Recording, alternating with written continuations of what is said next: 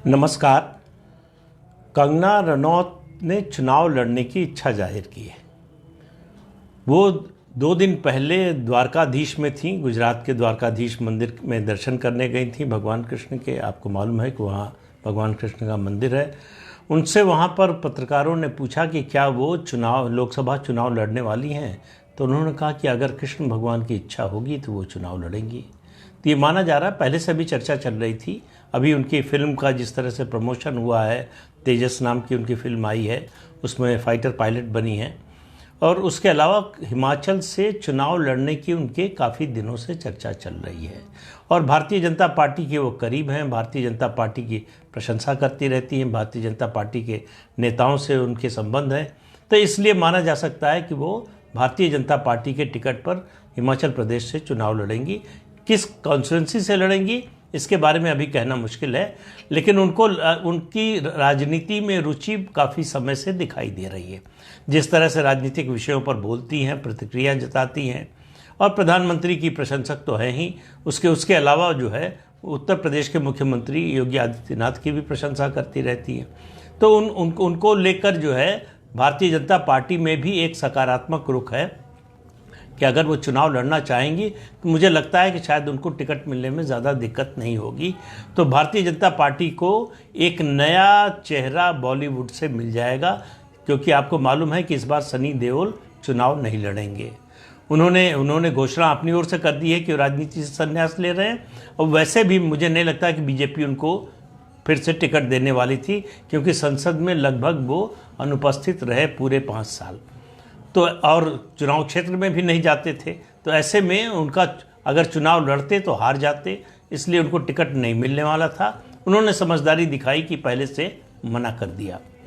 दूसरी खबर, आज 2 खबरों पर बात करेंगे। दूसरी खबर है सुप्रीम कोर्ट से। सुप्रीम कोर्ट में कांग्रेस की नेता जया ठाकुर गई कि महिला आरक्षण कानून जो बना है उसके एक प्रावधान को सुप्रीम कोर्ट रद्द कर दे। प्रावधान ये है कि महिला आरक्षण विधेयक जो है वो 2025 की जनगणना के बाद लागू होगा। उनके वकील ने कहा कि महिला आरक्षण लागू करना और जनगणना ये 2 अलग अलग विषय हैं, दोनों का कोई संबंध नहीं है। सुप्रीम कोर्ट ने कहा, जस्टिस संजीव खन्ना और वीएन भट्टी की बेंच थी, उन्होंने कहा कि हाँ, हम ये समझते हैं कि दोनों का इस तरह से संबंध नहीं है, लेकिन हमारे लिए ये फैसला करना बहुत कठिन होगा कि हम उनकी मांग ये थी कि 2024 में जो लोकसभा चुनाव हो रहा है, इसी चुनाव से महिला आरक्षण लागू हो। सुप्रीम कोर्ट ने कहा कि हमारे लिए इस तरह का निर्देश देना बहुत मुश्किल है, लेकिन हम आपकी याचिका को रद्द नहीं कर रहे हैं। महिला आरक्षण के कानून को चुनौती दी जा चुकी है, उसका मामला पेंडिंग है सुप्रीम कोर्ट के सामने। हम उसी में आपको टैग कर देंगे, उस मुकदमे में टैग कर देंगे, उस समय आपकी सुनवाई होगी।